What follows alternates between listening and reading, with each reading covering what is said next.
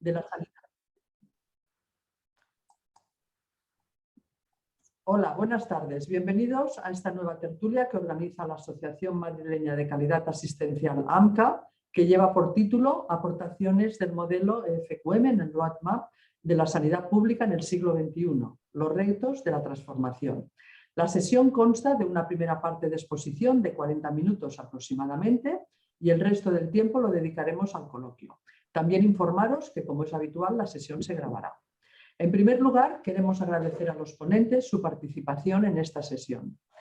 Hoy tenemos como tertulianos a dos empresarios con amplia experiencia en proyectos de diseño, implantación, evaluación y transformación basados en modelos de excelencia tales como el EFQM, Fundibec, Malcolm Baldrige o Deming, y con experiencia en diferentes sectores de actividad como son la energía, la enseñanza, la administración pública, tecnología y, por supuesto, sanidad.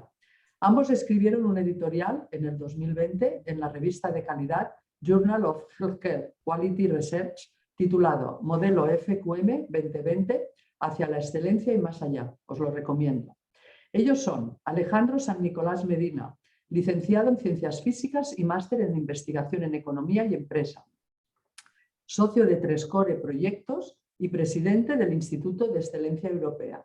Y Manuel del Castillo Barrios, ingeniero en telecomunicación, presidente de la Fundación Emmanuel Casbarli. Nos hablarán de cómo transformar nuestra organización ante el reto de ser sostenibles y cómo enfrentarnos a las amenazas y cambios continuos del momento actual.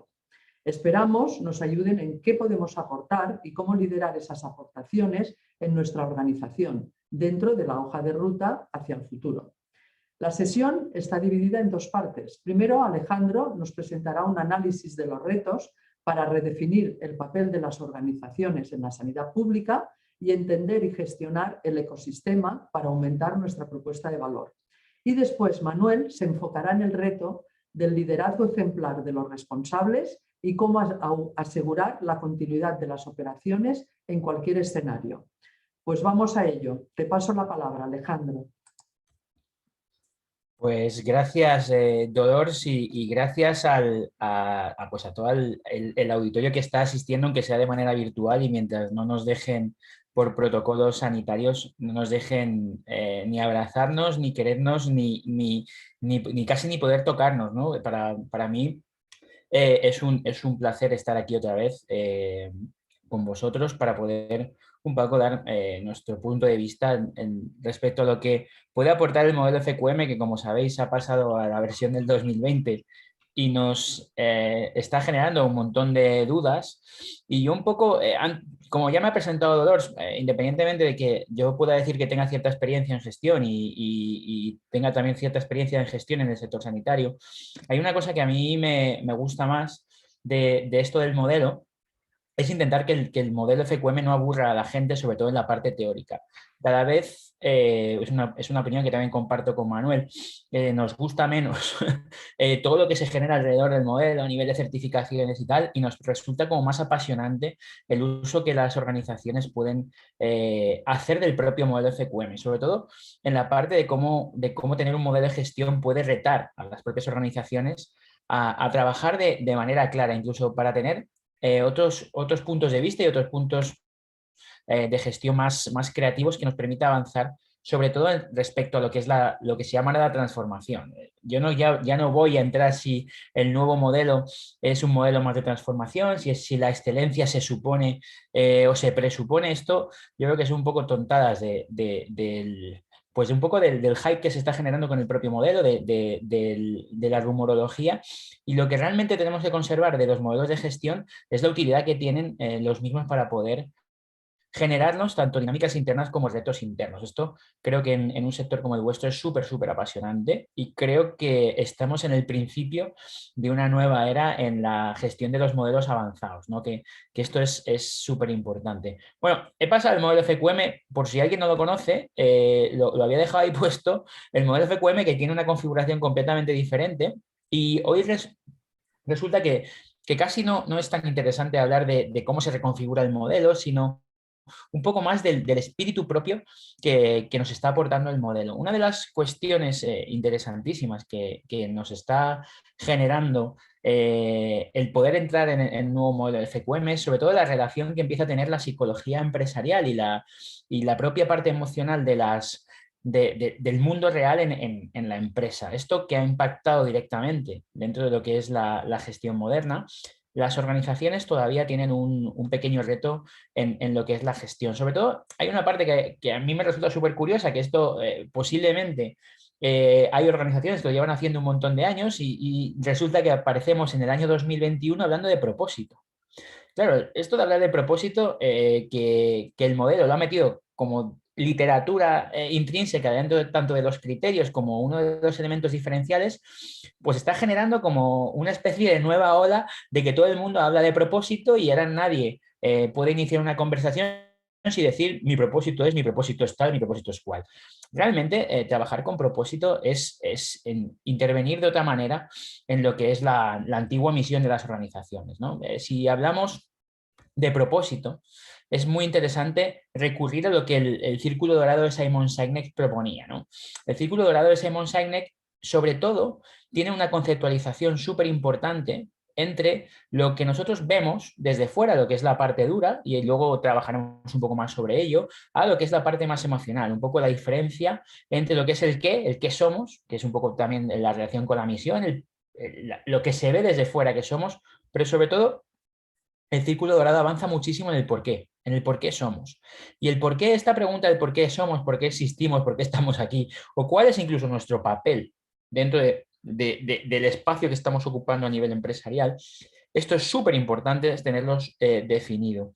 El círculo dorado sobre todo se justifica dentro de la gestión de las emociones, ¿no? No sé si sabéis que el qué, las partes más duras del cerebro, la parte más racional, se relaciona con el neocórtex, pero sin embargo la parte más emocional se genera con la parte límbica del cerebro y es la que genera las emociones. Pues hay una tendencia súper importante tanto en gestión de personas, recursos humanos, como en gestión empresarial, en empezar a introducir conceptos más emocionales en las declaraciones y en las formas de funcionar que tienen las organizaciones. Y claro, este punto, que es ahora mismo una novedad, está haciendo que muchas organizaciones, tanto sanitarias como no sanitarias, empiecen a cuestionarse el por qué están aquí.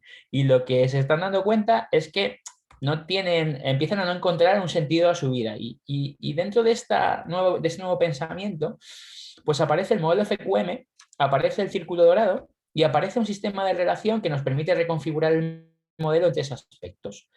Con la curiosidad de que el por qué se relaciona con el propósito y hace que las organizaciones deban declarar desde el punto de vista inicial el propósito como algo más emocional. Un poco también podemos ver el cómo hacemos las cosas, que es la ejecución, y el qué obtenemos de esto, que son los resultados.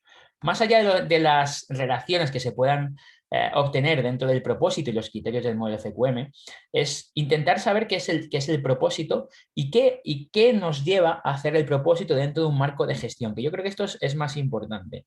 Hay algo que a mí me gusta mucho decir del nuevo modelo, y es que el modelo tiene dos ejes transversales. Uno es el propósito, valor y experiencia, es decir, ya no trabajamos por productos y servicios, ahora trabajamos por propósito, valor y experiencia. Y luego hay un segundo reto, y lo trabajará también un poco más Manuel, que es más interno, que es la gestión de la cultura, los comportamientos y las acciones, ¿no? que es cómo nosotros, dentro de un propósito general de una organización, hacemos que las personas se lo crean o que el ecosistema se lo crea y que todo fluya de tal manera que logremos conseguir nuestros retos, ¿no?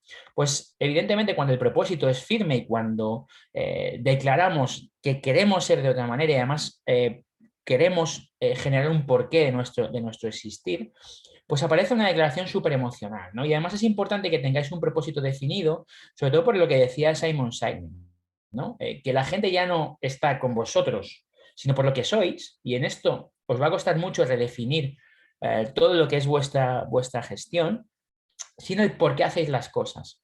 Y esto nos lleva a un marco comparativo de tipos de organización, de tipos de mensaje, de confundir misión con propósito, de confundir nuestra propia razón de existir, que hace que sea un debate muy rico, que a mí me gustaría daros un poco de luz sobre cómo lo podemos orientar, ¿no? Hay una cosa que es súper importante dentro del elemento del propósito, es que nos van a reconocer más cuanto más emocionales seamos, ¿no? Y una de las cosas que van a pasar dentro de las organizaciones, en este caso sanitarias, es que cada vez se va a buscar más mensajes emotivos dentro de la razón de ser de las organizaciones, ¿no? Y esos mensajes emotivos tienen que tener, sobre todo, una respuesta a todas las acciones o la propuesta de valor que generan las organizaciones. En sanidad, como sabéis, esto no es fácil, ¿no? Esto no es fácil y además necesitamos saber que este propósito no está solo vinculado a nuestra relación con los pacientes, sino que está vinculado mucho más a lo que es nuestro propio ecosistema, porque la realidad de la gestión del propósito es otra.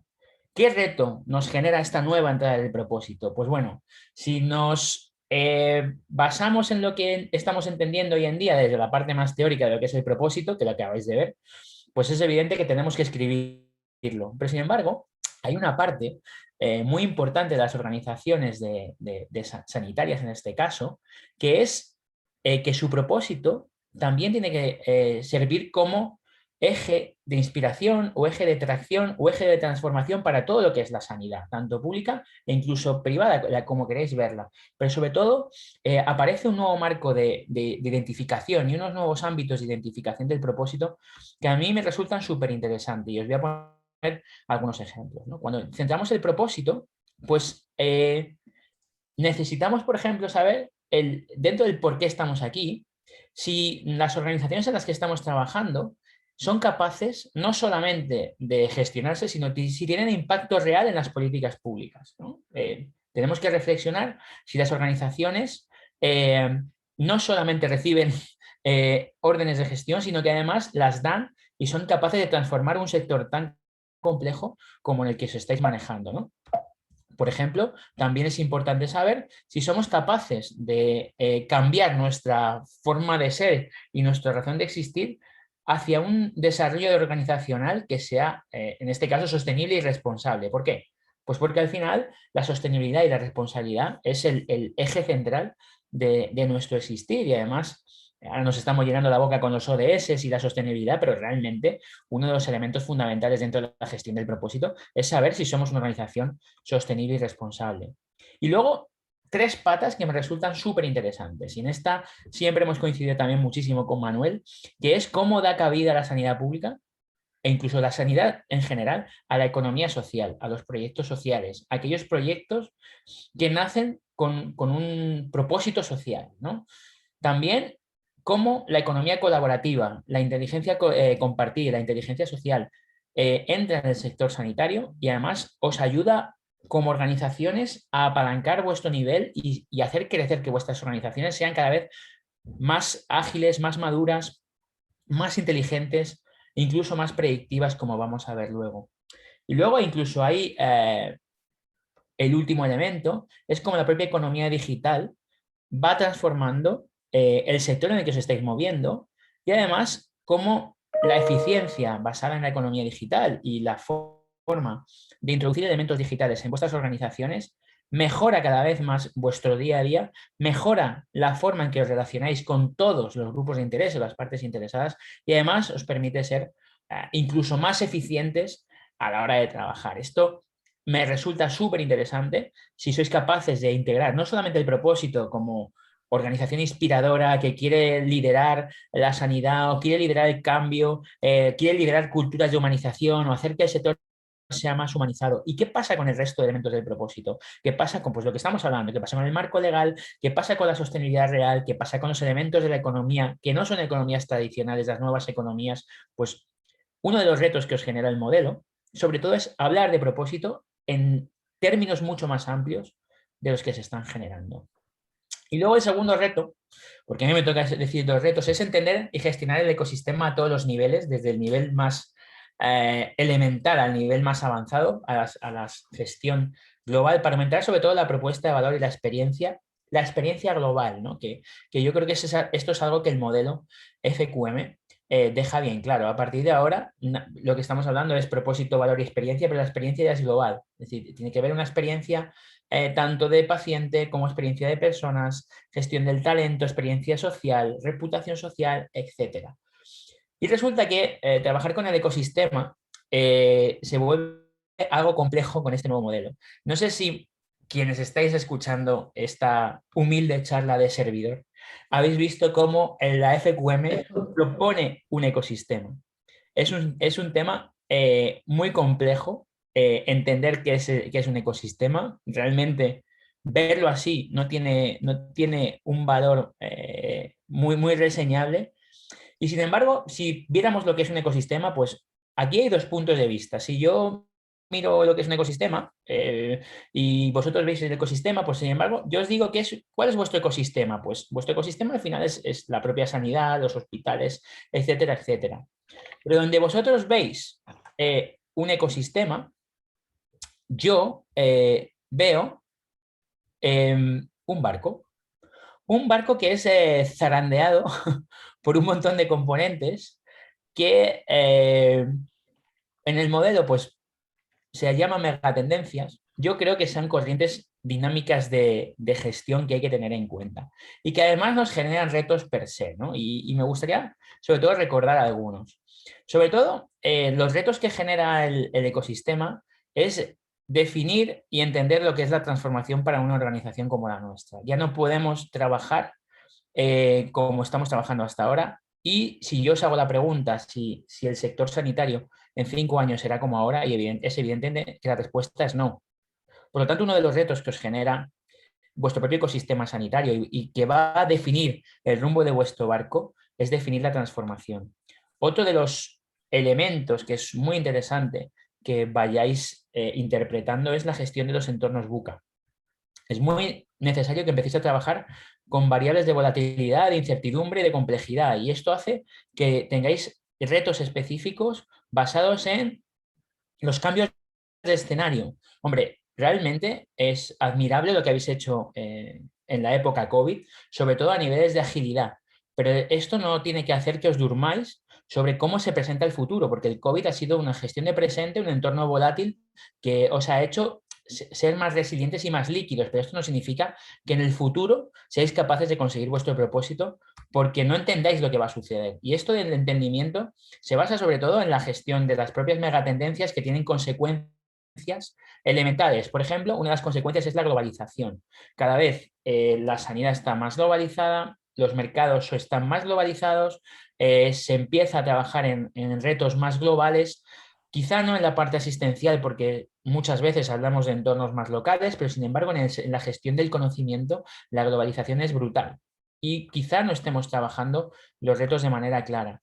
Existe una presión económico-financiera donde los recursos económicos cada vez están mucho más escasos, ¿no? Escasean, el famoso término scarcity de los sajones cada vez se aplica más en la parte económica financiera, cada vez hay menos recursos económicos, cada vez en un entorno como el de la sanidad es mucho más difícil diferenciarse.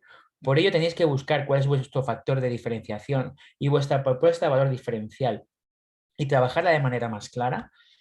Todos estos elementos que yo os estoy contando ya están reflejados en el propio modelo, ya están reflejados en la concepción del modelo y es importante que entendáis que posiblemente no estemos inventando nada, sino que la lectura que hagamos del modelo FQM nos permita saber dónde estamos y qué debemos abordar, ¿no? Por ejemplo, las amenazas imprevisibles o las nuevas oportunidades. Esto se hace a través de un estudio súper intenso del contexto que muchas veces las organizaciones carecen de ellos, ¿no?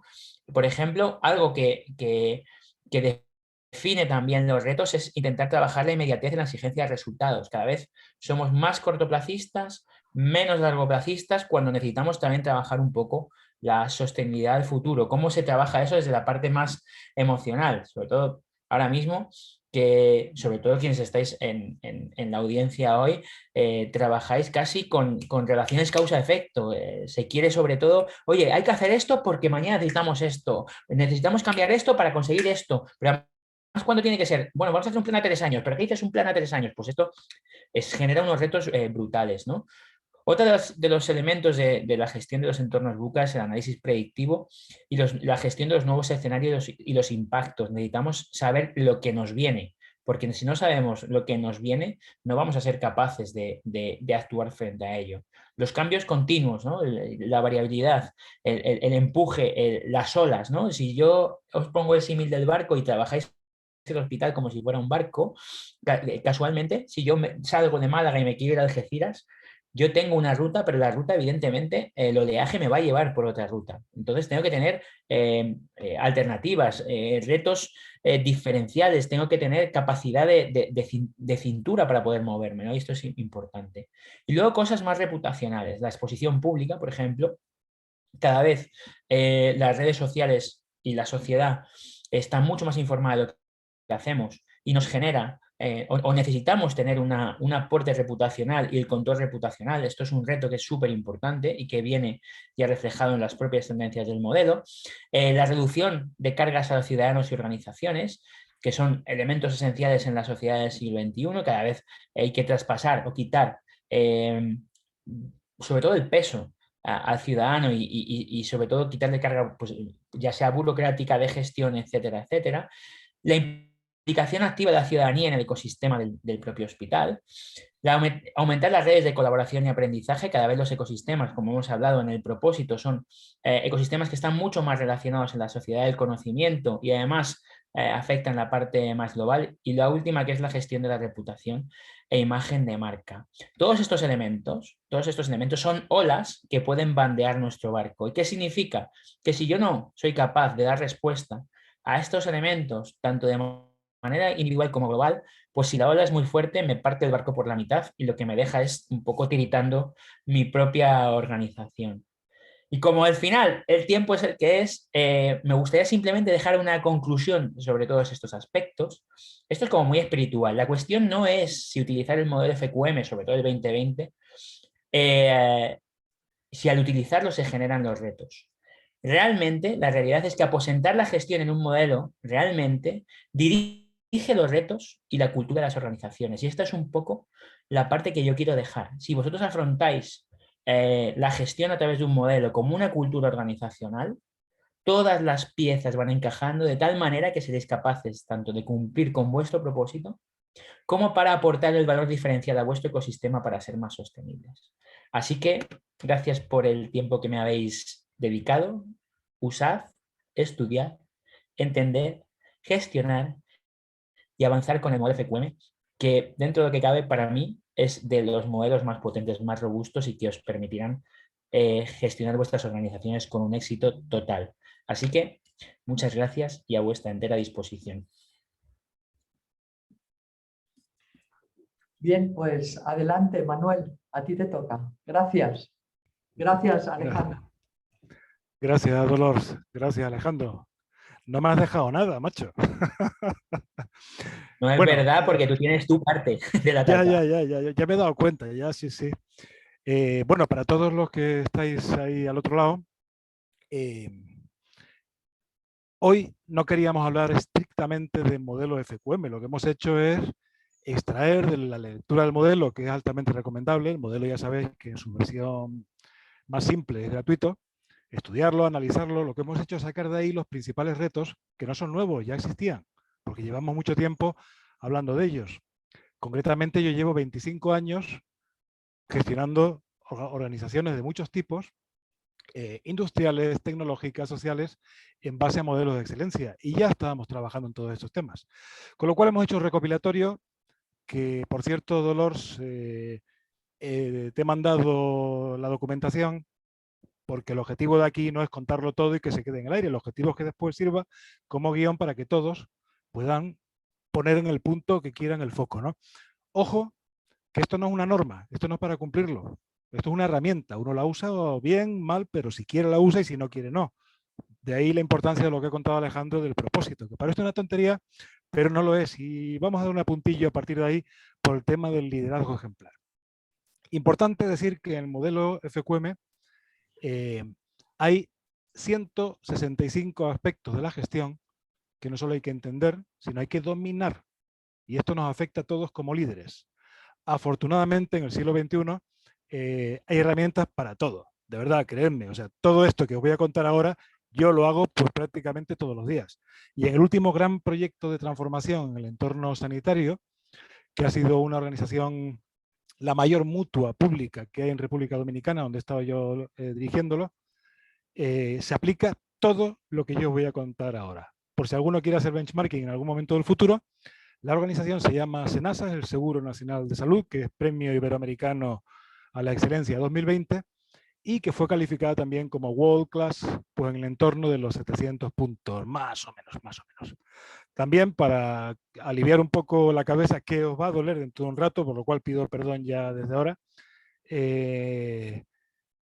yo llevo viviendo en el mundo de los 750 puntos FQM desde hace pues prácticamente 15 años.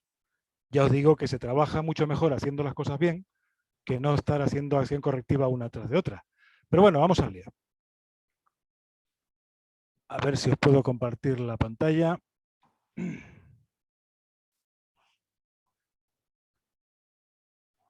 Vaya que vamos.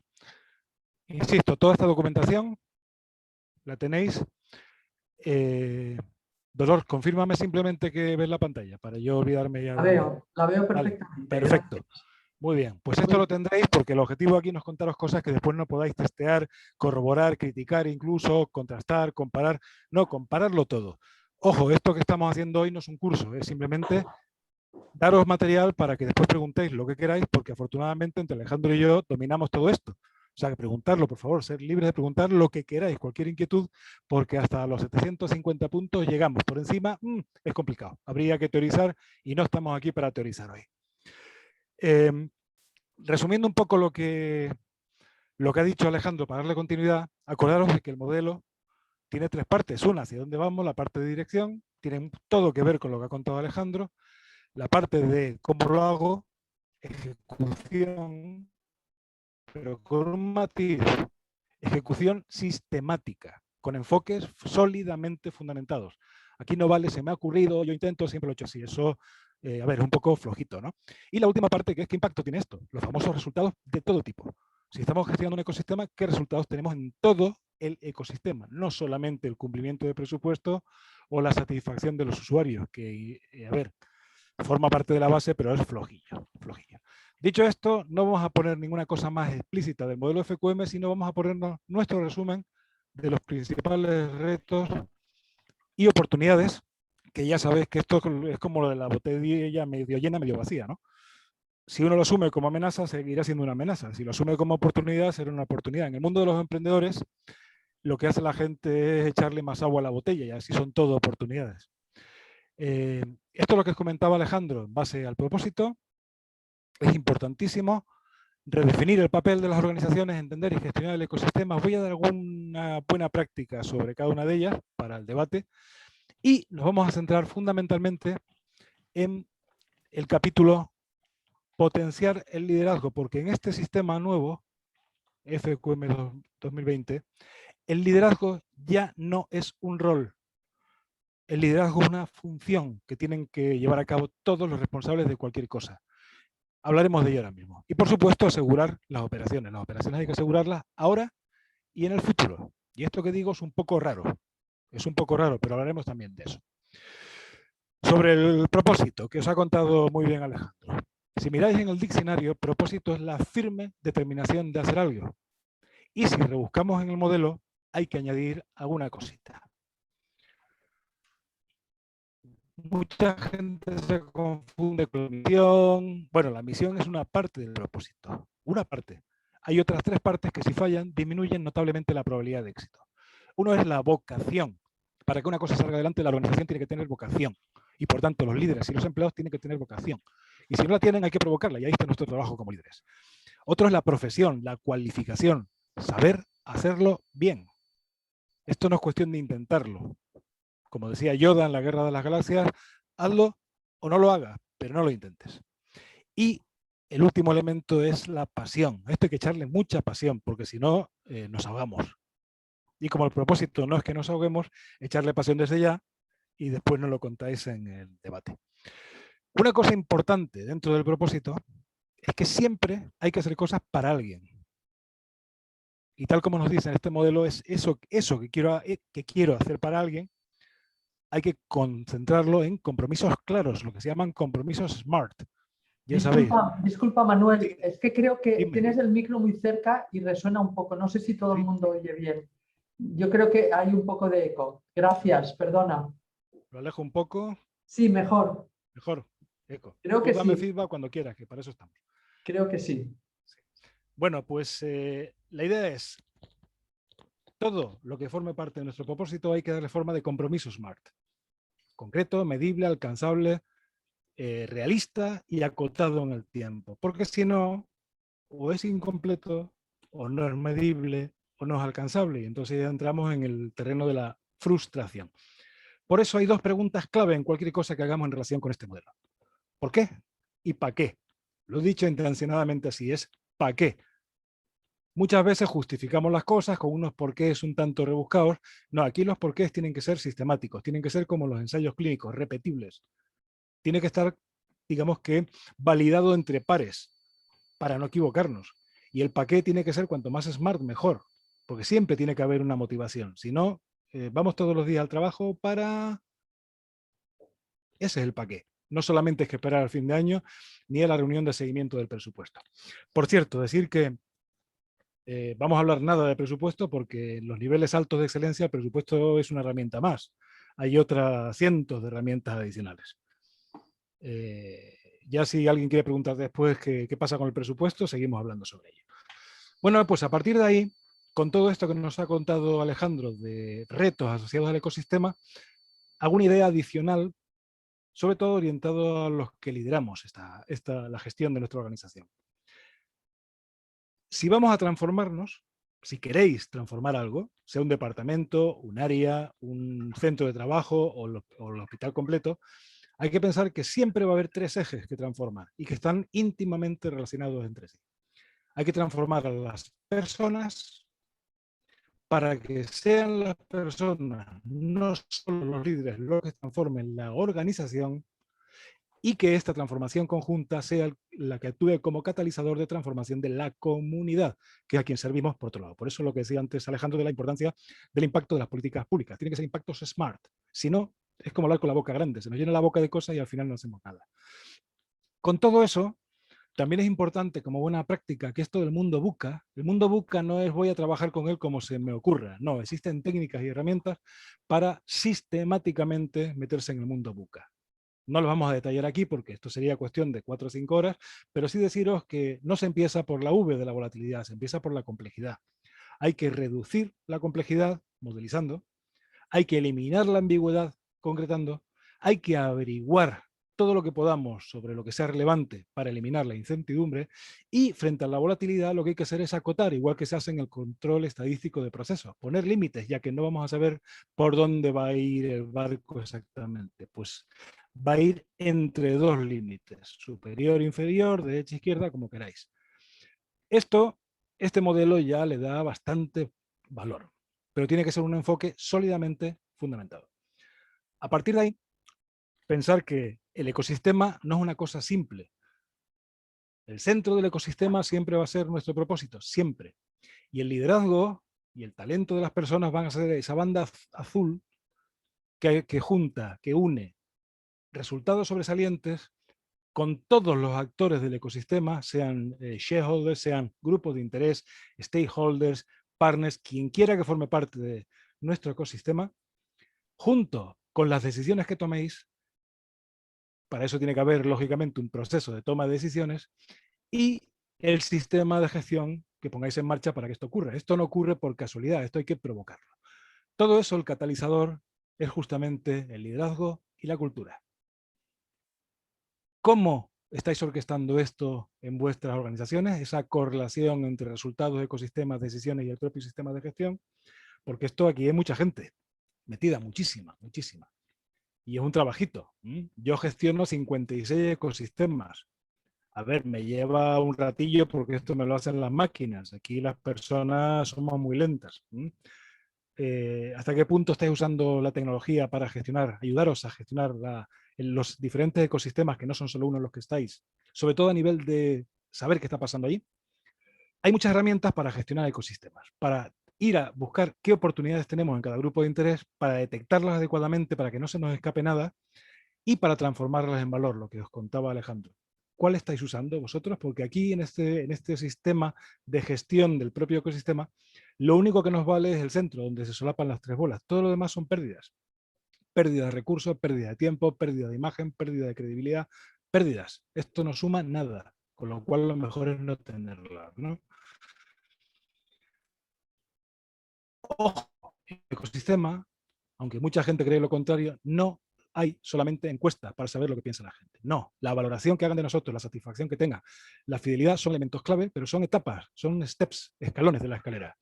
El objetivo final dentro de un ecosistema es que todos aquellos actores clave estén comprometidos con nosotros y nosotros con ellos, en un ambiente de confianza. Pero esto hay que hacerlo sistemáticamente. ¿Cómo lo estamos haciendo? Mucho más allá, por favor, de las encuestas, que eso hay que tenerlo, pero vamos, que da para poco más.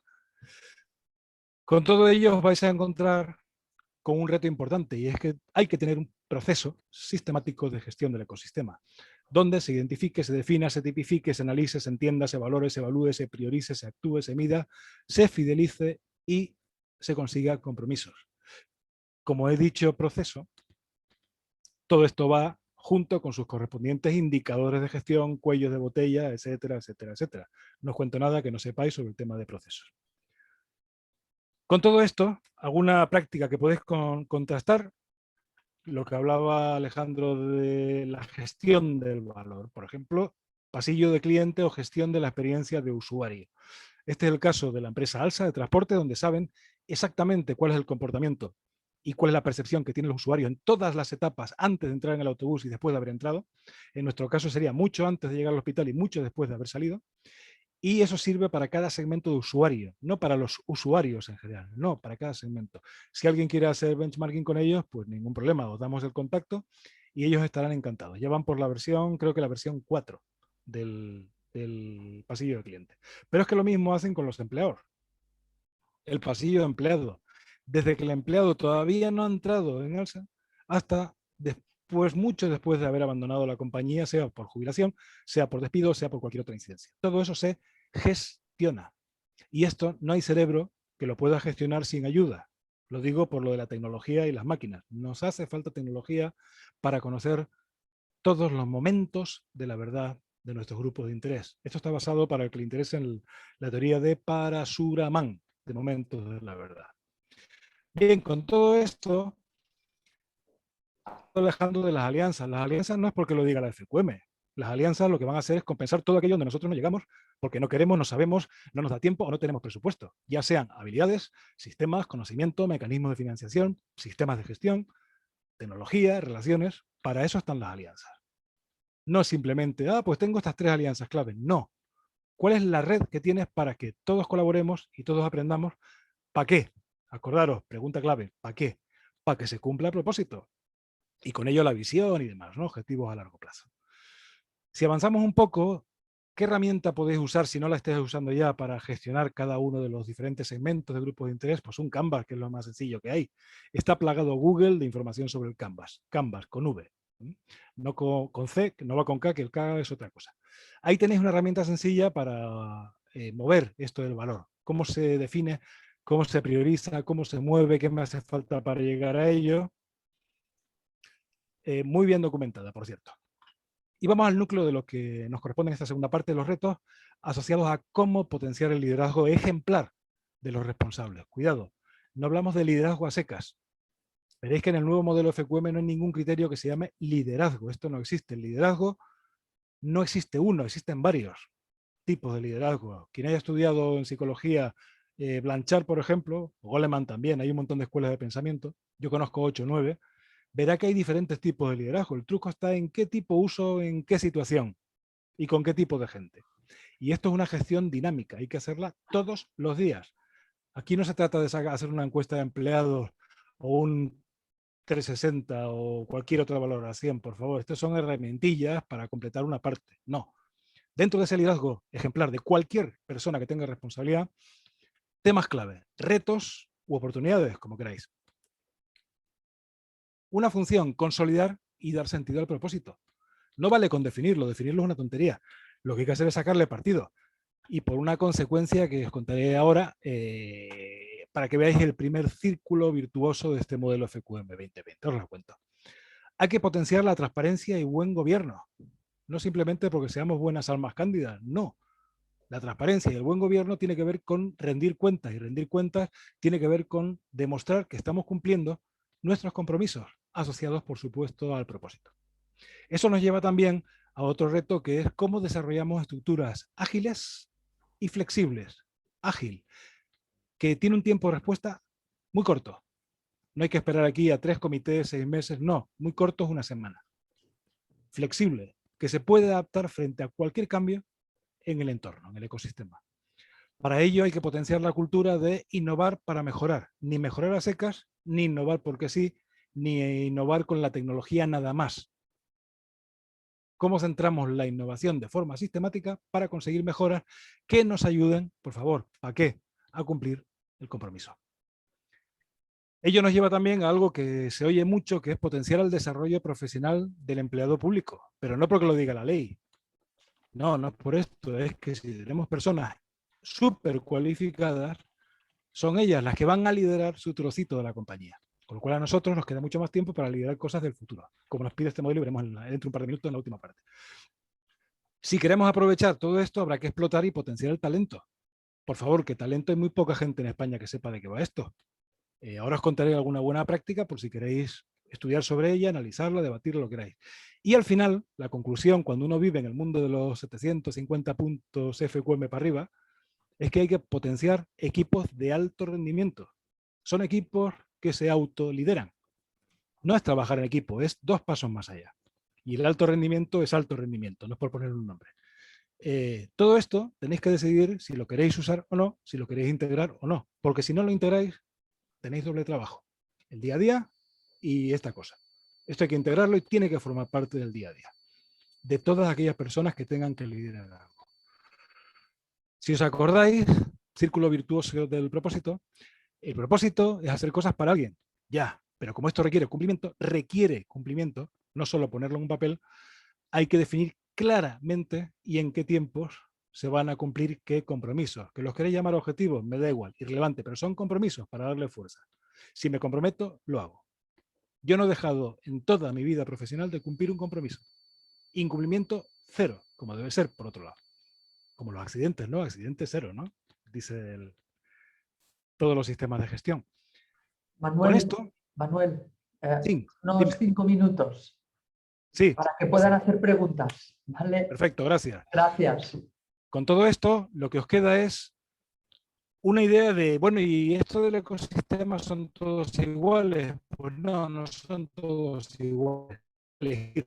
Cuando 1 a 5, el nivel 5, ya y están ahí todos los actores identificados, todos, y además tenéis claras cuáles son todas las interrelaciones entre todos ellos, pero no ocupamos la posición central del ecosistema. No tenemos por qué. Así gestiono yo 56 ecosistemas. Lo habitual es estar entre el 2 y el 3, donde estamos en el centro y gestionamos o los clientes, o los usuarios, los dueños, la administración, el regulador. Y en el nivel 3, para que lo situéis, se encuentran pues las políticas de responsabilidad social clásicas, que bueno, dan para lo que dan, tampoco dan mucho más allá. Bueno, hay que reflexionar sobre ello porque esto hay que sistematizarlo. Y si lo queréis ver en puntos FQM, más o menos, los 500 puntos están ahí en la mitad, entre el nivel 3 y el nivel 4. Cada uno que se sitúe con su conocimiento de su organización. Hay que evolucionar mucho en los indicadores. Ya no valen los indicadores típicos del control estadístico de procesos. Hay que evolucionar, sobre todo si hablamos del futuro. Hay que buscar nuevos sistemas de indicadores. Esto hay por ahí talleres de indicadores preciosos, pero claro, tenemos que estar dispuestos a aprender sobre ellos. Hay que tener indicadores de impacto, no solamente indicadores absolutos. Si pongo en marcha un proyecto de innovación, un proyecto de mejora, un proyecto de cambio, ¿qué me va a mostrar? El cambio, el impacto, no el absoluto, porque si no estamos un poco descentrados. Y algún indicador de la excelencia pura y dura tiene que ver con el tiempo que perdemos en acciones correctivas. Lo rojo, este es el porcentaje de acciones no planificadas en cada caso, con las correctivas, preventivas, contingencias y predictivas. El rojo son las correctivas. Cuando se vive en el nivel 5, como veis, apenas hay acciones correctivas. Yo no sé si este año ha tenido media, porque ni siquiera una acción correctiva. Claro, se vive mucho mejor. En el nivel 3 la cosa está un poquito más roja y en el nivel 1 ni os cuento. Bueno, pensar en este tipo de indicadores. Esto después viene soportado por otro montón de indicadores. Sobre el tema del governance, ya hay modelos, ahí tenéis algunos, hay otros que surgen de aquí, siempre tienen 3 patas. Governance, buen gobierno, cómo funcionan las estructuras de gobierno. Ejemplo clásico, ¿cuál es la efectividad del comité de dirección? ¿Cómo sabemos que lo están haciendo bien? ¿Cómo tiene que funcionar de forma sistemática? Riesgo, gestión del riesgo a todos los niveles, no solamente porque lo pida la ISO 31000 o la ISO 27000, no, a todos los niveles de arriba hasta abajo. Y el compliance, por supuesto, muchísimo más allá del compliance legal o penal. El compliance asociado al cumplimiento normativo y al cumplimiento de compromisos, además de los requisitos y demás.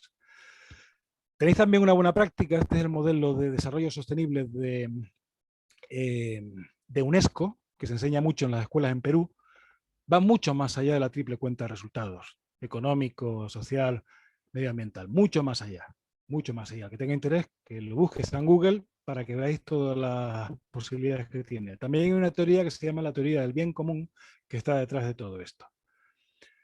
Si somos líderes tenemos que gestionar personas, pero no gestión administrativa, no. Tenemos que sacar el máximo potencial de las personas. Y para ello tenemos que plantearnos si somos buenos líderes. Si tenemos la actitud, este es un modelo clásico de evaluación de talento. Si tenemos la actitud adecuada, si tenemos la preparación adecuada, ahí lo tenéis con sus variables, sus subvariables. Si le echamos la dedicación adecuada a nivel de habilidad, esfuerzo, transferencia de conocimiento, y si tenemos el éxito que deberíamos tener, tanto puntual como repetitivo, como el cumplimiento formal de objetivos. Con esto, usando todas las herramientas de valoración que queráis, podéis saber si sois buenos líderes o no tan buenos. No hace falta tampoco que contratéis a una gran consultora para que lo haga. Lo típico es sacar un perfil con todas esas variables. En este caso, ese perfil de liderazgo, bueno, claramente mejorable. Yo no lo pondría a cargo de un proyecto complejo, pero bueno, se puede medir, se puede sistematizar, pero hay que desaprender y aprender de nuevo. Si queréis una buena práctica más, tenéis la iniciativa, la tenéis por ahí, Mi Empleo, Mi Futuro de Ecotec. Nos habla mucho de lo que enseñamos a la gente, tanto en las escuelas como en los trabajos, que les enseñamos a trabajar como máquinas y no estamos aprovechando el potencial de la persona. Fijaros, las habilidades más buscadas son crear nuevas ideas, resolver problemas no predecibles, comprender las emociones, fomentar el pensamiento crítico y complementarse con otros. Si tenéis tiempo, ver los 2 vídeos de Ecotec, porque veréis que tiene mucho que ver con lo que ha dicho Alejandro del propósito, ¿no? A nivel emocional. Si vais a gestionar el talento y las personas, por favor, hacerlo de forma sistemática. Una herramienta para ello puede ser la cadena de motivación. Ahí tenéis un poco el esquema de primer nivel. Detrás hay herramientas, procesos, un montón de cosas, pero hacerlo, por favor, de forma sistemática. ¿Por qué? ¿Y para qué? Y en la última parte hay un par de cosas claves. La primera es que este modelo ya nos habla de gestionar simultáneamente el día a día y la transformación. Y alguien dirá, ¿esto qué es? ¿Me voy a volver bipolar yo aquí o cómo esto? Ya, es que no queda más remedio. Tenemos que dedicar una parte de la estructura al día a día y otra parte a ir transformando, por favor, continuamente. Acordaros que los cambios son continuos y mejor ejemplo que esta pandemia no ha habido, ¿no? Hay que gestionar carteras de proyectos complejos, no carteras de proyectos normalitos. Si metemos a mucha gente del ecosistema, los proyectos son muy complejos. Y eso nos lleva a gestionar de forma optimizada los recursos, incluyendo la información y el conocimiento, además de la tecnología. ¿Y qué os voy a contar de lo de la administración electrónica integrada? Sabéis vosotros más que yo. ¿Alguna buena práctica? El propio modelo, que en uno de sus criterios nos da las pautas para gestionar esos 2 mundos, hoy y mañana. Miraros el modelo, la versión gratis si no lo tenéis.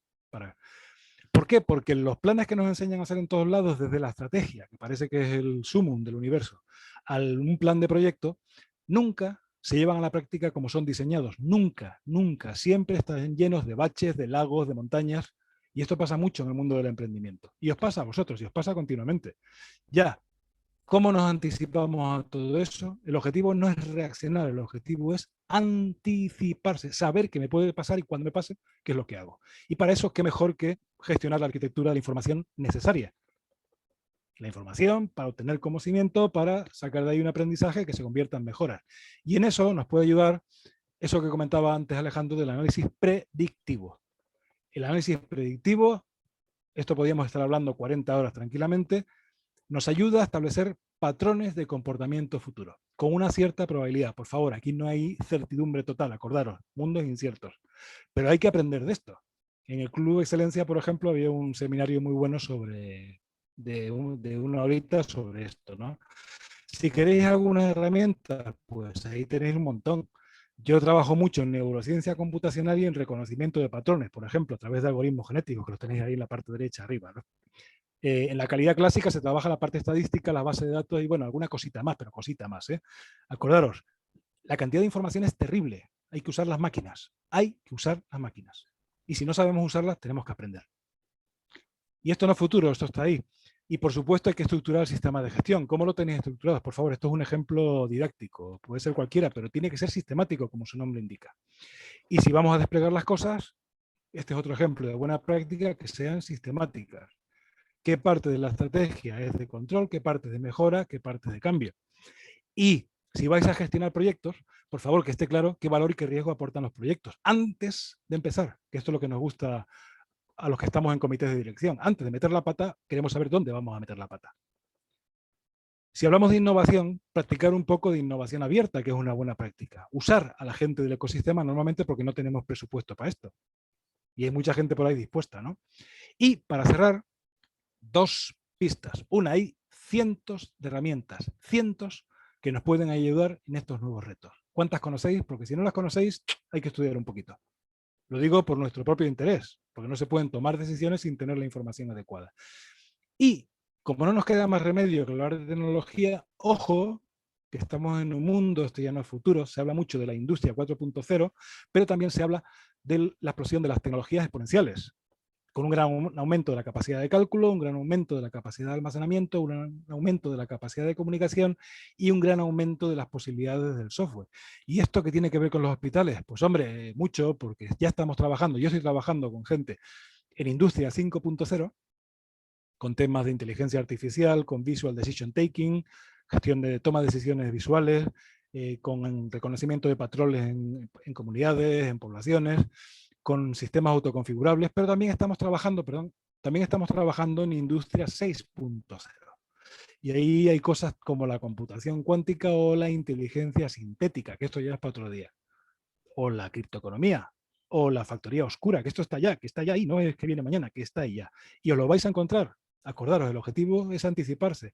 Y si sacáis un catálogo de tecnologías que ya están aquí, no vienen, ya están aquí, veréis que el 80% de esas tecnologías, elegir la que queráis, os va a tocar en los hospitales. Ojo, si queréis. Si no queréis, os pillará el toro como siempre, ¿no? Yo trabajo en muchas de ellas. Por ejemplo, estamos trabajando en hiperrealidad para el tema, os puede servir para el tema de cirugía a distancia. Meterte en el cuerpo, el cirujano se mete en el cuerpo no solo con la pantalla, sino está metido ahí en 3D y todo lo que haga con las manos lo va haciendo el robotito. Es increíble lo que hemos visto por ahí, a cosas como la edición genética. Yo no voy a hablar de CRISPR y demás, por favor, esto ya está ahí. O las bacterias programables. ¿Nos lo pide el modelo? Hombre, está recogido ahí, pero ya nos lo pedían antes. ¿Cómo gestionáis sistemáticamente la cartera de tecnología? Otro de los retos. Bueno, el mayor reto, para cerrar ya, es, ¿estáis usando correctamente las 2 preguntas clave? ¿Por qué?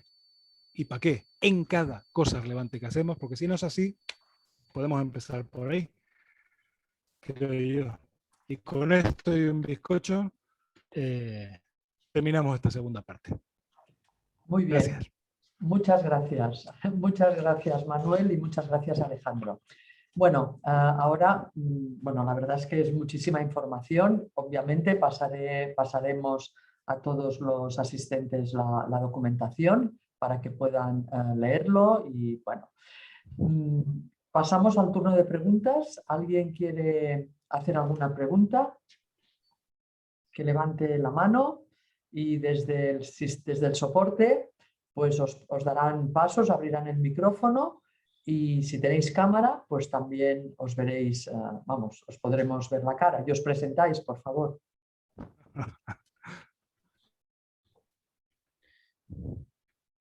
Lo hemos dejado todo muy claro, Manuel, que no quieren ni preguntar. No me lo creo, no me lo creo. Si no, te pregunto yo a ti o me preguntas tú a mí, tampoco pasa nada, ¿eh? Sí. A ver, creo que no hay ninguna. He visto una mano, hay una mano levantada. Ahí. que no sé de quién es, pero ahora nos lo van a decir. Ay, no, esta no soy yo. Esta he sido yo. A ver. María José o Silvia, ¿podéis ver quién es que ha levantado la mano? Ah, pues la ha bajado. Yo, Ah, es Susana Bueno, Lorenzo. Hombre, Es que Susana, es muy buena. Susana Lorenzo. Vale, gracias. Bueno. Gracias, Susana. Adelante. ¿cuánto tiempo sin veros? Igualmente. Madre mía. Virtualmente. A ver, a mí me encanta oíros, me encanta escucharos, pero luego la cruda realidad. ¿Por dónde empezamos? A Alejandro le hemos tenido haciendo la evaluación esa que no sé cómo se llama, nueva, y a Manuel. Os he disfrutado a los dos en evaluaciones externas en el hospital. Pero esto es para los de 700 y los de 400 o los de ahora que tendremos 200, ¿qué hacemos? Yo solo me limito a cosas fáciles así. Yo en el informe de seguimiento te dejé 9 retos. Esos 9 retos, o sea, con que seas capaz de integrar todo tu ecosistema, identificarlo, gestionar un propósito que dé cabida a todo el ecosistema, analizar, tener el proceso este de gestión realmente del ecosistema de manera próxima, donde tú analizas cómo se comporta y cómo tienes que reaccionar, más allá de lo que es el marco legal del que se está aplicando como sanidad pública. Yo creo que por ahí es súper interesante empezar, más allá de que tienes que aprovechar todo lo que has aprendido estos últimos años gestionando con el modelo, o sea, no es que lo diga yo, el Hospital de Corcón es un ejemplo en gestión interna, en tener sistemáticas de detección, en madurez efectivamente. Entonces, en la parte de funcionamiento, yo creo que en esa parte estás bien, pero en la parte de transformación hay que ser, pues, digamos, tener una amplitud de miras en los retos. Yo creo que lo ha dicho Manuel un poco encubiertamente, y yo sé que esto duele, que es el tema de que parece que el plan estratégico es todo.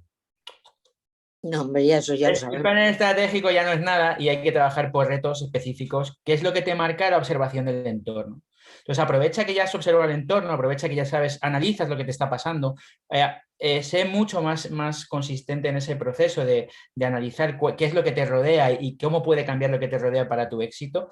Sistematízalo y bájalo realmente a la realidad y al papel, y yo creo que con eso tienes muy buen punto de partida.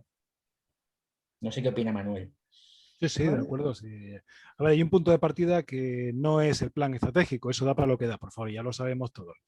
Lo que es importante para empezar es saber en qué ecosistema o en qué ecosistemas en plural nos movemos, que igual os lleváis una sorpresica y no es único el ecosistema. Ya os digo yo que no es único, ¿eh? No es único. Por ejemplo, esta organización sanitaria en República Dominicana trabaja con 6 ecosistemas. Yo me pego un tiro. Sí, pero antes que pegarse el tiro hay que saber cuáles son, quién está ahí dentro y ojo, ya sabéis que la cabecita no da para analizar tanta información. ¿Cómo vais a usar las máquinas directamente con algún partner para sacar conocimiento de todo eso, sacar patrones? Porque si no, todo lo demás van a ser decisiones sesgadas, parciales. Entonces, cuando empiezas a trabajar sistemáticamente con el ecosistema, veis dónde están las grandes carencias y salen solas, y después puedes articularlas o bien en un grupo de interés, o bien en una zona, o bien en un centro, o en un área, o en un servicio.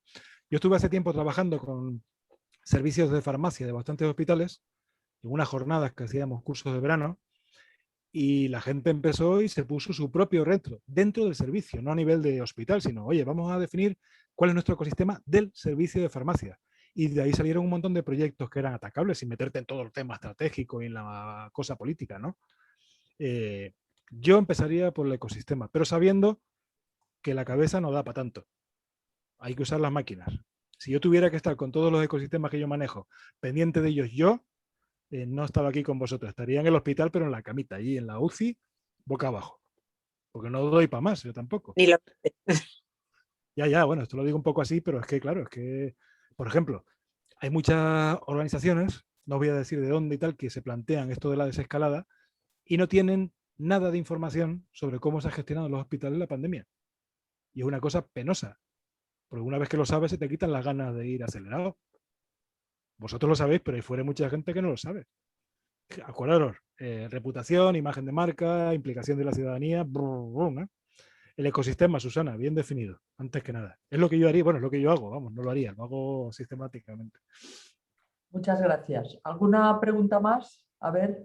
Veo otra mano. Sí. A ver, no sé quién ha preguntado. Pedro. Yo. Pedro la tiene Pedro. No sé si muy bien más. Venga, Pedro, Bueno, adelante. que felicitaros, ¿eh? O sea, que no lo habéis hecho tan mal del todo. No vamos mal, no vamos mal. A mí me ha gustado y he disfrutado mucho con vuestras dos presentaciones. Yo estaba pensando ahora, ¿no? El que antes se hablaba en modelos anteriores de FQM, de que, por ejemplo, considerando el modelo de ISO 9001, que ISO 9001 te ponía ya en el camino hacia un desarrollo más fácil. Sin embargo, ahora da la impresión de que hay como una especie de vacío, o puede haberlo, ¿no?, entre todo lo prescriptivo que es ISO 9001, tiene una parte muy positiva, yo por lo menos lo veo así, ¿no?, porque organizarte muy bien, por lo menos, sobre todo cuando no tienes ni la base, ¿no? Pero de cara a este nuevo modelo que realmente sí que es innovador y además utiliza términos que son casi estratosféricos en nuestras organizaciones, ¿no? Pues sostenibilidad, transformación, innovación, etcétera, etcétera, etcétera. Entonces, da un poco de vértigo el decir, bueno, yo he trabajado en esto, hemos hecho nuestras autoevaluaciones, hemos ido mejorando, pero ahora, claro, te plantas con el nuevo modelo y cómo se hace, que es un poco también la continuación de la pregunta de Susana, ¿no? ¿Qué me podéis comentar sobre esto? Empiezo Dale. yo. Dale. Esta pregunta casi la podría haber hasta respondido Dolors Montserrat, que está en el camino a responder esto que tú has preguntado. Su criterio 1.5 del modelo, diseñar el sistema de gestión y la gobernanza. No hace falta pasar por sistemas de gestión prescriptivos.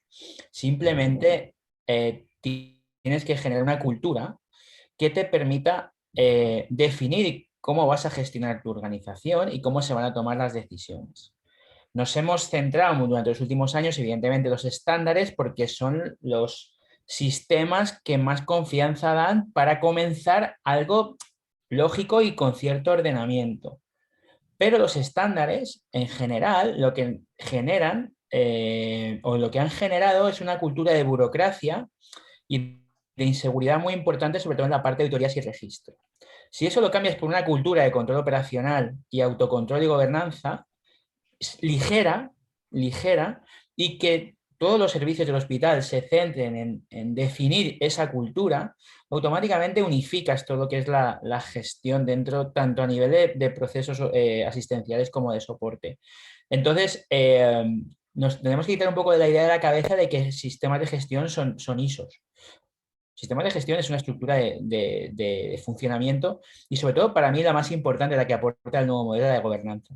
La de gobernanza es brutal. ¿Por qué? Porque al final, que además los hospitales sois ejemplos de gobernanza, mezclar los conceptos de criterios de decisión, criterios de evaluación propia vuestra internamente con evidencias reales de vuestro funcionamiento hace que podáis unificar todo lo que es la estructura de gestión de los hospitales. Si lo hacéis a base de implantar ISOs en servicios de manera indiscriminada, con políticas de calidad desestructuradas o desorganizadas del corazón central de la gestión, lo que hacéis es montar pequeños reinos de taifas donde lo único que sabe demostrar, por ejemplo, tengo 20 servicios certificados. Lo único que dice eso es que tiene 20 servicios certificados, no dice que esté funcionando bien.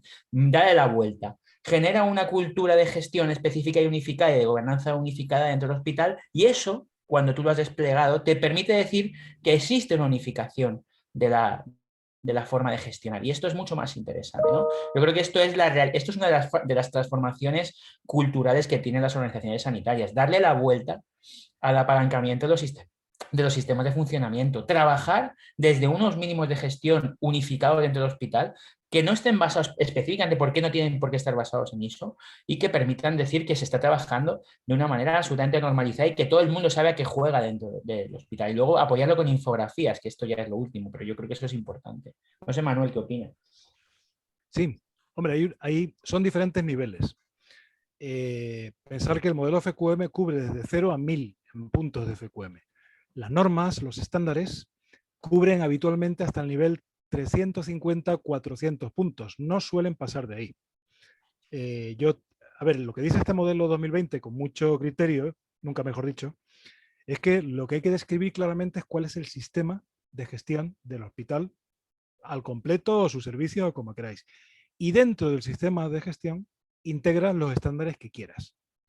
Los que quieras, sean de calidad, ISO 9000, medioambientales 14000, OSAS 18000, Joint Commission, riesgo 31000, seguridad de la información 27000. Yo he integrado hasta 250 estándares, es un sistema de gestión. Los estándares ayudan cuando uno no tiene nada. La pregunta no es si lo cumplo o no lo cumplo, se cumplen porque para eso los coges. Es cómo te apoyas en ellos para saltar hacia arriba y que haya un mecanismo único de gestión de la organización. Es la dificultad de lo del sistema de gestión. En muchos sitios se habla del sistema de gestión. Haceros la pregunta, ¿cuál es vuestro sistema de gestión? Y no es el mapa de procesos. El mapa de procesos cubre una parte. Lo digo porque todos los proyectos que tenéis, sean de investigación, educativos o de cualquier o de mejora, no forman parte del mapa de procesos habitualmente. Entonces, definir bien el sistema de gestión y una vez bien definido, que aquí es donde hay que pelearse, pelearse simbólicamente, ahora, dentro de eso, integráis lo que queráis. Hay una publicación que habla en un capítulo sobre esto, una que colaboré yo con el hospital Dr. Peset, en Valencia, que se llama algo así como Seguridad Psicoterapéutica del Paciente. Y uno de los capítulos planteaba esto, cómo atacamos los estándares dentro de un sistema de gestión, ¿no? Como creo que está en PDF, si lo veis por ahí, es bueno que le echéis una visual, ¿no? También hay mucho proyecto de fin de máster que hace esto, ¿eh? Muchísimos, montones. Integrar estándares para ver qué sale de ahí y llegan a la conclusión de que primero va el sistema de gestión, que debe cubrir todo, por favor. Muy bien. Bueno, tenemos varias preguntas. A ver, tenemos una pregunta de Carolina Varela, que no sé si ella puede hablar, me ha dicho que le funciona, que tiene mal la cobertura, pero pregunta que es, tengo una pregunta, ¿tenéis un argumentario para convencer a los stakeholders diversos de que el FQM es más una autoevaluación y un número final? Me parece interesante. Es del 12 de octubre, perdón, es la coordinadora de calidad del 12 de octubre que no lo he dicho, porque creo que la conocéis. Sí, bueno, sí. Sí. Carolina, la primera parte de mi exposición era la parte del argumentario. Lo primero que hemos dicho, o que hemos dicho, que he dicho yo, es que yo no creo en el modelo FQM como un número y como una autoevaluación y evaluación, y creo más en lo que apalanca internamente. El argumentario, básicamente, aquí tienes 4 retos. Estos son 4 elementos de un argumentario global. Si una organización que no utiliza el modelo ni va a mirar el propósito, ni va a mirar ecosistemas, ni va a analizar las megatendencias, ni va a gestionar su funcionamiento, ni va a implementar transformación, ni va a mirar a los siguientes niveles de tipo de industria que están generando, ni va a aplicar inteligencia competitiva, ni va a generar modelos predictivos, es que es tanto lo que aplica el modelo y además en pequeñas dosis, que esto es muy interesante lo que ha dicho Manuel. El modelo se trata de pequeños retos SMART. Conseguir pequeños retos SMART, y tú, cada pequeño reto SMART te hace subir en tu nivel de madurez y por lo tanto te tendría que subir en la puntuación. Por lo tanto, abrazar las organizaciones desde lo más grande, esto ha sido un error histórico del modelo FQM, sobre todo en las grandes organizaciones. Necesitamos ir a pasitos pequeños. Esto es, pues al final, táctica industrial y prácticamente táctica militar. Pequeñas batallas para ganar la guerra. Pero además, internamente, es una cultura que si tú apalancas bien tu funcionamiento en los pequeños retos que te va generando el modelo, y hoy tienes 4, pero que no son 4, porque yo he puesto 15 más 6 y Manuel ha puesto 49 diapositivas llenas de estructuras de liderazgo, sobre todo, y de alto rendimiento. Entonces, si hay un gerente de hospital que todavía piensa que esto es un número, sin ver que hay equipos trabajando por conseguir los pequeños retos, y que estos pequeños retos en el medio plazo lo que hacen es estructurar de manera increíblemente organizada un hospital. Y aquí tenéis diferentes ejemplos de organizaciones evaluadas, algunas nos han sufrido más, otras nos han sufrido menos, pero sobre todo, si tuviéramos que hacer la pregunta, ¿dónde estaban hace 10 años? Sobre todo a nivel de gestión, ¿y dónde están ahora? La suma de elementos que han conseguido implementar, que no hubieran implementado si no hubieran iniciado esto, genera un beneficio completamente tangible, más los intangibles de la cultura de calidad y de la cultura de excelencia que esto genera. No sé, Manuel. Tim, hay un punto donde coinciden todos los argumentarios, tanto los formales dentro del Club de Excelencia, que es el representante de la FQM en España, como los informales, que esto se habla en los encuentros de mejores prácticas, de benchmarking o de bench learning, como queráis llamarlo, que coinciden todos en algo importante, que es ¿para qué quiero yo el modelo FQM? Yo como hospital, ¿para qué lo quiero? No si me obligan, no me obligan, si quiero un certificado, eso es irrelevante para lo que hablamos. ¿Para qué lo quiero? ¿No? Y dentro de la documentación de lo que os hemos contado, veréis que hay un indicador que da un primer para qué, que es eliminar en lo posible las acciones correctivas. Las correctivas. La ISO 9000 ayuda, pero no remata. Entonces, uno de los argumentos es cuánto tiempo, dinero, clima, conflictos, cabreos y demás tenéis al cabo del año debido a las acciones correctivas, que siempre son o un incumplimiento, o un malentendido, o algo que había que hacer y no se hizo, aunque se haya cumplido, ¿no? Porque todo eso no está en el plan, ni en el plan de horas, ni en el presupuesto, ni nada. Entonces, todo lo que hagas que no esté en el plan lleva a trabajar más horas, trabajar los fines de semana, cabrearse, buscar al culpable, que esto pasa siempre con los informáticos. Ya sabéis, siempre que algo no funciona, el culpable es informática, ¿no? Esto se oye todavía por ahí en algunos hospitales, ¿no? Reducir las acciones correctivas, a ser posible a 0. Esto es un imposible, pero en un nivel 4 de excelencia ya se pueden reducir a un 10% de lo que había al principio. Yo, si fuera gerente, diría, hombre, pues teniendo en cuenta el coste de la no calidad, que como antes comentaba Pedro, esto viene con la ISO 9000 y con lo que ya sabéis del análisis estadístico de procesos, control estadístico de procesos y demás, reducir los costes de calidad mucho más allá de lo meramente operativo, ¿no? Y eso ayuda, pues, mejorando el posicionamiento en el ecosistema, mejorando la forma de gestionar los grupos de interés. Hay hospitales que se han dado cuenta de que tenían que cambiar todo el sistema de citas o todo el sistema de atención al usuario simplemente haciendo este pequeño ejercicio. La cantidad de cosas correctivas que había que hacer, han hecho focus group con los usuarios y han replanteado todos los mecanismos de atención al usuario con un rendimiento increíble, increíble. Por eso lo mejor es hacer benchmarking. Benchmarking o bench learning, que no sé si lo habéis usado lo de bench learning, ¿no? Benchmarking para demostrarle a otros que somos buenos en alguna cosa, bench learning para enseñar a otros. Esto hay organizaciones, sobre todo las buenas, que no les importa compartir estas experiencias.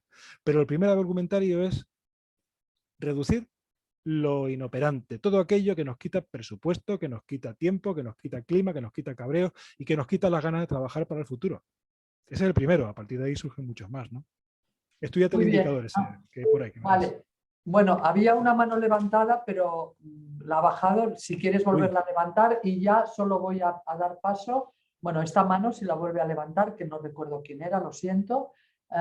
Una última pregunta por escrito, que es de Almudena Santano, directora de enfermería del Hospital Puerta de Hierro de Madrid, y pone que la motivación siempre me ha parecido muy importante para conseguir los retos. En este contexto actual de bastante desmotivación y de resistencia a los retos de los equipos sanitarios, ¿cómo lo abordamos?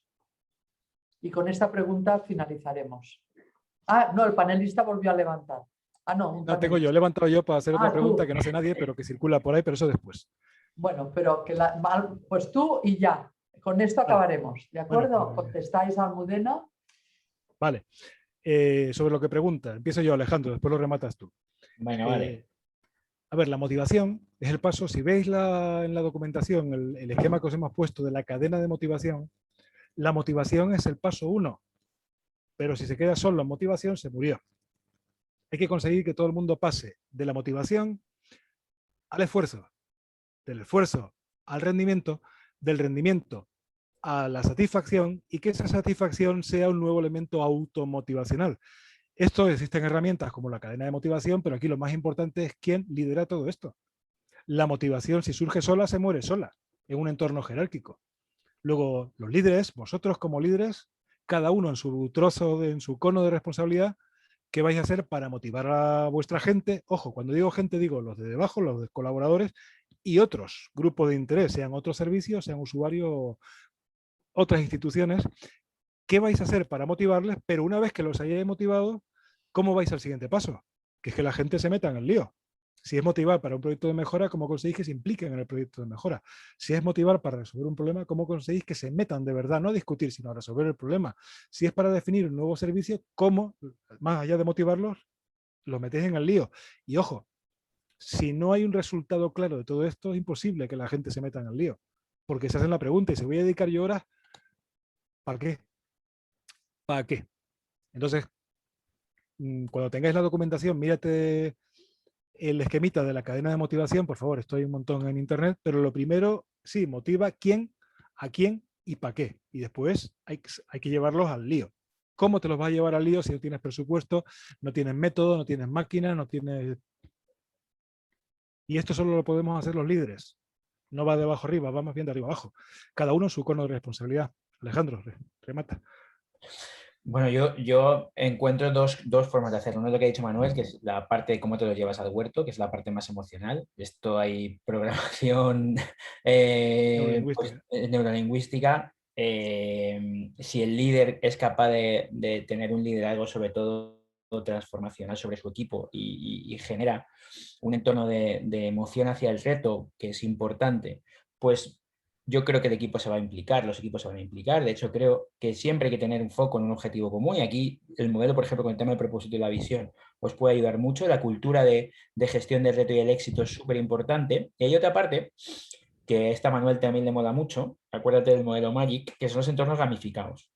La gamificación es súper importante. O sea, que si después de cada reto exista una motivación más allá del emocional, que es el reconocimiento real y el tangible de que lo hemos conseguido, y eso me lleva a otro nivel de estado, de atribución y de mérito. En general, los méritos no crematísticos, sino emocionales, hacen mucho por los equipos. Entonces también hay que trabajar con retos un poco gamificados. Entonces hay que trabajar con metodologías avanzadas, sobre todo de gamificación. Que a día de hoy en vuestras organizaciones esto es parte de un liderazgo o una motivación de transformación cultural. Pero yo creo que si utilizáis esto que habéis hecho, por ejemplo, ¿qué es gamificación en vuestro entorno clásico? Pues conseguir el sello. Pues ahora hay que cambiar, conseguir el sello por conseguir pequeños retos y que dentro de la gestión diaria estos pequeños retos lleven a reconocimientos formales e informales y sobre todo que el nivel del reto se vaya complicando. Si esto lo llevamos a tecnología blockchain, si la dificultad del problema es incremental, el reto es incremental, el placer es incremental. Y esto es así. Pues cada vez problemas más difíciles, más motivantes y que generen mejor reconocimiento cuando se solventan. Y esto yo creo que es algo que se puede implementar. Lo que pasa es lo que hemos dicho. Los retos tienen que ser complejos pero alcanzables. No vamos a volvernos locos por volumetría, que esto es un error, sino pequeños. Oye, ¿y si diéramos un paso más? Pues esto tiene una complejidad y que además es una complejidad que es alcanzable y poniéndose pequeños retos alcanzables motivacionalmente. Muchas gracias, Alejandro. Manuel, yo no sé si querías decir No, algo. simplemente para la pregunta que todo el mundo tiene en la cabeza, pero que nadie hace. ¿Y esto cuánto cuesta? ¿Esto cuesta mucho dinero o qué? Porque no tenemos presupuesto. Bueno, No. de hecho ya se hacen ideas. Sí, pero ponerlo en marcha cuesta más que de que te vengan a evaluar. No es cuestión de coste, es cuestión de ecosistema, porque hay gente por ahí que tiene los recursos que nos pueden hacer falta y que están dispuestos a echarnos una mano, sean de empresas, instituciones, asociaciones, pero que no saben que existimos o que tenemos ese problema. De ahí viene la importancia de gestionar el ecosistema, los aliados. Entonces, muchas veces si hay que montar una jornada, si hay que buscar una máquina, si hay que hacer a veces hay gente por ahí que tiene el presupuesto, sea como local, para el evento, como dinero, como agencia de comunicación, como lo que sea, que a nosotros no nos va a costar. Pero claro, ¿por qué? ¿Y para qué? Pero no es cuestión de presupuesto. Es decir, con mucho más presupuesto no se consigue mucha más excelencia. Muy bien, pues bueno, daros las gracias nuevamente por vuestra participación, por enseñarnos todas vuestras enseñanzas. Ya tengo las diapositivas y bueno, pues gracias a todos los asistentes, los espectadores. Ha habido, creo, bastante participación y bueno, os esperamos a la próxima. Gracias a Pedro por ser nuestro estupendo presidente que nos anima a que busquemos siempre temas de actualidad y creo que este es uno de ellos. Y bueno, salvo que Pedro quiera cerrar, bueno, le paso la palabra para que él hable y yo os doy las gracias a todos por la asistencia. Gracias, Dolores. Yo la verdad es que, como he expresado en el chat y he comentado antes, he disfrutado mucho con vuestras presentaciones. Sí que me parece que nuestras organizaciones tienen que despertar claramente y vosotros lo habéis puesto de manifiesto claramente, ¿no? Y muchas veces, o sea, yo creo que todavía estamos en la fase de mirarnos al espejo, ni siquiera mirar por la ventana, ¿no? Y vosotros pues nos habéis mostrado que con el nuevo modelo no solamente hay que mirar por la ventana, sino con telescopio encima, ¿no? Por tanto, pues yo creo que esto nos ha venido muy bien a todos. Entender un poco el modelo, que el modelo pues parece que va disminuyendo el grosor a medida que van surgiendo las nuevas ediciones, ¿no? Pero claro, es que hay mucho contenido implícito en lo que propone. Y nada más, una cosa que quería comentar era que lo habéis hablado también, de los equipos de alto rendimiento, ¿no? Y yo creo que eso va mucho con la mentalidad española, de que somos de grandes machadas, ¿no? Pero a la hora de la perseverancia ya nos cuesta un poquito más. Yo me venía a la cabeza, no sé si os acordáis de Super López, de López de Arriortúa, de la Volkswagen, ¿no? Que él siempre decía que sus proyectos duraban una semana, de lunes a viernes, y el viernes había que entregar los resultados.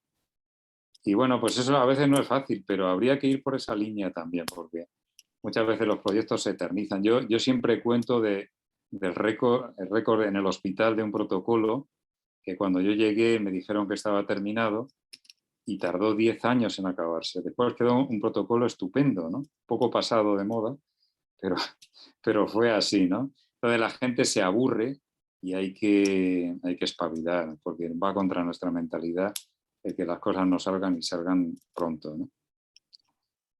Bueno, pues nada más, daros las gracias. Ha sido un placer teneros y hemos aprendido mucho. Hasta otra. Gracias. Adiós. Adiós.